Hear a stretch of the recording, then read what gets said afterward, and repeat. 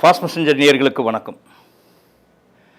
நேற்றுலேருந்து ஒரு செய்தி பரபரப்பாக போயிட்டுருக்கு. என்ன விஷயம் அப்படின்னு பார்த்தீங்கன்னா, நம்ம கார்த்தி நடிக்கக்கூடிய மெய்யழகன் அந்த திரைப்படம் இந்த மாதம் 27ஆம் தேதி தமிழ் தெலுங்கில் ரிலீஸ் ஆகுது. அதில் தெலுங்கில் சத்யம் சுந்தரம் அப்படின்ற பேரில் தான் ரிலீஸ் ஆகுது. இந்த படத்தை இயக்கியிருக்கிறது யாருன்னு பார்த்தீங்கன்னா 96 படம், அதாவது விஜய் சேதுபதி நடித்த 96 திரைப்படத்தை இயக்கிய அந்த பிரேம்குமார் தான் இந்த படத்தை இயக்கியிருக்கிறாரு.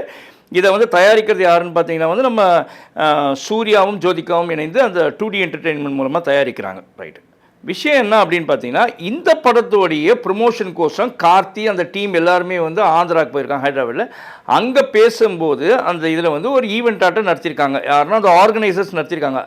அப்போ அதில் அந்த ஆங்கர் லேடி என்ன பண்ணுறாங்கன்னா, அந்த ஆங்கரை கேட்குறாங்க கார்த்திகிட்ட மீம்ஸ் போட்டு இது என்ன அப்படின்னு கேட்கும்போது லட்டு போட்டு மீம்ஸ் போட்டு கேட்குறாங்க. அப்போ கார்த்தி நான் சொல்கிறாருன்னா, லட்டு ஒத்து, அதாவது லட்டு வேண்டாம், இது சென்சிட்டிவான விஷயம், இதை பற்றி பேச வேண்டாம் அப்படின்னு சொல்லிட்டு அவர் அவாய்ட் பண்ணுறாரு. சிரிச்சிட்டே அவர் அவாய்ட் பண்ணுறாரு, வேண்டாம் அப்படின்னு. ஏன்னா அது துக்க நிகழ்ச்சி கிடையாது, அது ஒரு ஜாலியான ஒரு விஷயம். அங்கே கேட்குறாங்க இதை பற்றி. அப்போ யூரா வாலண்டியராக பேசல. அப்போ இல்லை வேண்டாம், இது சென்சிட்டிவான விஷயம் அப்படின்னு சொல்கிறார். ரைட், இதோடு முடிஞ்சிச்சா, கட் பண்ணாங்க, அதோடு முடிச்சிட்டாங்க.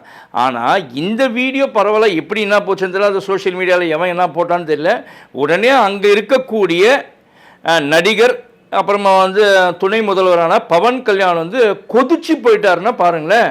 அவர் ஒரு ஸ்டேட்மெண்ட் கொடுக்குறாரு. எப்படின்னா அங்கே இருக்க சீஃப் மினிஸ்டர் சந்திரபாபு நாயுடு பேசும்போது பார்த்தீங்கன்னா பொலைட்டாக பேசுவார். அதே மாதிரி அந்த ஒரு தோரணம் இருக்கும், கம்பீரம் இருக்கும். இவர் பேசும்போதே அந்த டிக்டேட்டர் ஆட்டம், அதை சர்வாதிகாரின்னு சொல்லுவாங்க, அந்த மாதிரி பேசுகிறார். இங்கே கார்த்தி எந்த தப்புமே பண்ணல. அப்போ அவர் கேட்குறாங்க அந்த லட்டு பற்றி பேசும்போது அவர் சொல்கிறாரு, பவன் கல்யாணம் இந்த மாதிரி சினிமா ஈவெண்ட்டில் கூட இதை பற்றி பேசினாங்க, ரொம்ப இது பண்ணாங்க, ரொம்ப ஒரு மாதிரி ஹர்ட் பண்ணுற மாதிரிலாம் பண்ணிட்டாங்க. உங்களுக்கு சொல்கிறேன், இது ரொம்ப சென்சிட்டிவ்னு சொல்கிறீங்க. இது சென்சிட்டிவ் காது, அதான் சென்சிட்டிவ்லாம் கிடையாது, இது மோசம், இது ஹிந்து தர்மத்துக்கு சம்மந்தம். உங்கள் ஹிந்து தர்மம் கிடையாது, நானும் பேசுகிறேன், நானும் ஹிந்து தான், கார்த்தியும் ஹிந்து தான், புரியுதுங்களா? அவர் எங்கேயுமே திருப்பதியவோ இல்லை லட்டையோ எங்கேயுமே கேவலப்படுத்தல. கேட்ட ஆங்கர் யாரோ ஒருத்தங்க, நீங்கள் அவங்கள மீன் பண்ணோம், அந்த லேடியை ஏமா இந்த மாதிரி கேட்டுன்னு சொல்லி கேட்டுக்கணும். உங்கள் ஆந்திராவில் இருக்க ஆங்கர் கேட்டாங்க, அதுக்கான பதிலை இவர் அவாய்ட் பண்ணிட்டு நல்ல வகையில் தான் சொல்லிட்டு வந்தார்.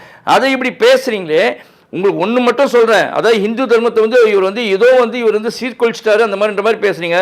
உண்மையிலே கார்த்தி, அவங்க அப்பா அம்மா அண்ணன் எல்லாருமே தங்கச்சி எல்லாருமே கடவுள் பக்தி உள்ளவங்க தான். அவங்களும் பல முறை திருப்பதி தேவஸ்தானம் கோயிலுக்கு போயிருக்காங்க. திருமலை கீழே இருக்க கீழ் திருப்பதி அந்த கோயிலும் சரி, மேலே இருக்க தேவஸ்தானத்துக்கும் அந்த திருமலாலையும் போயிட்டு அவங்க ரெகுலராக வழிபடுறவங்க தான், புரியுதுங்களா? இன்னொன்று சொல்லணும் அப்படின்னு பார்த்தீங்கன்னா, கார்த்திக்கு கிளியராக சொல்லணும்னா, ராமாயணம் மகாபாரதம் பைபிளை படித்தவர், எல்லா மதத்தை பற்றியும் தெரிஞ்ச ஒரு நாலேஜபிள் பர்சன் தான் இந்த நடிகர் கார்த்தி. அதே மாதிரி யோகாசனம் கேட்டிங்களா, அந்த யோகாசனமும் நல்லா செய்யக்கூடியவர் தான். அவங்க அப்பாவும் எல்லாத்தையுமே படித்தவர் தான். அதாவது ஹிந்து தர்மத்தை பற்றி தெரியும். அங்கே இருக்கிறது நீங்கள் எதை பற்றி கேட்டாலும் அவங்க பேசக்கூடிய ஒருத்தங்க, அவங்க மதிக்கக்கூடியவர்கள். உங்களுடைய பொலிட்டிக்கல் மைலேஜ் கோசம் எவனோ ஒருத்த மாட்டினா போதும்ன்ட்டு கார்த்தியை நீங்கள் இழுக்கிறீங்க பாருங்க Pawan Kalyan. That is not good. நீங்கள் ஒரு டெப்டி சீஃப் மினிஸ்டராக இருக்கீங்க, நீங்கள் you should be a good example. இதில் தேவையே இல்லாமல் ஏன் கார்த்தியை பேசுனீங்க அப்படின்றத ஒரு கேள்விக்குறியாக வருது. இதை நீங்கள் இப்படி பேசுனதுக்கு அப்புறமா நீங்களே பார்த்தீங்கன்னா தெரியும், அந்த வீடியோவை நீங்கள் நிறைய பேர் ஷேர் பண்ணிட்டு அதில் உங்களை ட்ரோல் பண்ணுறாங்க. நீங்கள் ஏன் அந்த மாதிரி பேசணும்? அதுவும் நீங்கள் பேசுகிற தோரணை பொலைட்டாக கூட அப்படியே நீங்கள் பேசணும்னா நீங்கள் பொலைட்டாக சொல்லுங்கள். நீங்கள் பேசும்போதே ஒரு டிக்டேட்டர்ஷிப்பில் ஒரு டிக்டேட்டராக இருக்கிறீங்க. ஒரு டிக்டேட்டர்ஷிப் இருந்தால் எப்படி இருக்கும் ஒரு ஊர், அந்த மாதிரி நீங்கள் அதிகாரமாக மிரட்டும் தோரணையில் சொல்கிறீங்க. பட் இனி வரும் காலங்களில் இந்த மாதிரிலாம் பேசாமல் எதாவது தவறு நடந்துச்சுன்னா தவறை கேளுங்க, தப்பே இல்லை. நீங்கள் இதே சமயத்தில் நீங்கள் பிரகாஷ் ராஜ் சொன்னது it could hurt Hindu sentiments. அதனால் நீங்கள் சொன்னீங்களா, ரைட், பிரகாஷ் ராஜை பற்றி சொன்னீங்களா, சரி ஓகே, தட் இஸ் ஜஸ்டிஃபையபிள், நீங்கள் ரைட், நீங்கள் சொல்லலான்ட்டு.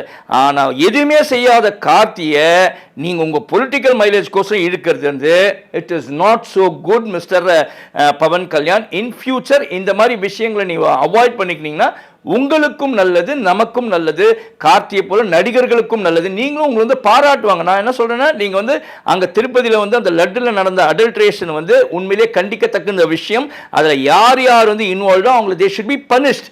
அதில் எந்த மாற்று கருத்தும் யாருக்கும் கிடையாது. அதில் எங்களை போல ஜேர்னலிஸ்ட்டோ இல்லைன்னா யூடியூபர்ஸோ இல்லைன்னா எந்த பப்ளிக்குக்கும் அது எந்த மாற்று மதத்துக்காரர்களுக்கு கூட யாருக்குமே அதில் வந்து ஒரு இது கிடையாது, எதிர்ப்பு கிடையாது. கண்டிப்பாக நடவடிக்கை எடுக்கணும் அப்படின்றத எங்களோட இதுவும். ஆனால் என்ன வார்த்தையை பேச, நீங்கள் கார்த்தியை சொல்றீங்க, நீங்கள் வார்த்தையை பேசும்போது அளந்து யோசிச்சு பேசுங்க. But you should measure your words when you talk mister Pawan Kalyan. இந்த வேர்ட் யூ யூஸ், அந்த ஆக்ஷன், நீங்கள் பேசின தோரணை வந்து உண்மையிலேயே வந்து ஒரு வருத்தமான ஒரு விஷயமா தான் இருக்குது. நன்றி நேயர்களே.